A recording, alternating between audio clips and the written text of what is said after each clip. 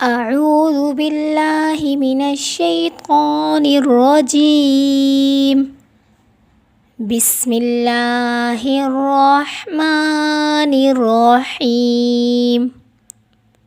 حدیث نمبر 1، انما الاعمال بالنیات۔ اعمال کا دار و مدار نیتوں پر ہے۔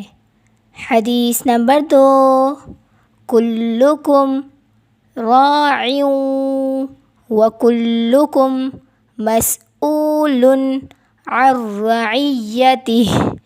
تم میں سے ہر ایک نگہبان ہے اور تم سب اپنی رعیت کے بارے میں سوال کیے جاؤ گے۔ حدیث نمبر 3، افشوا السلام تسلموا۔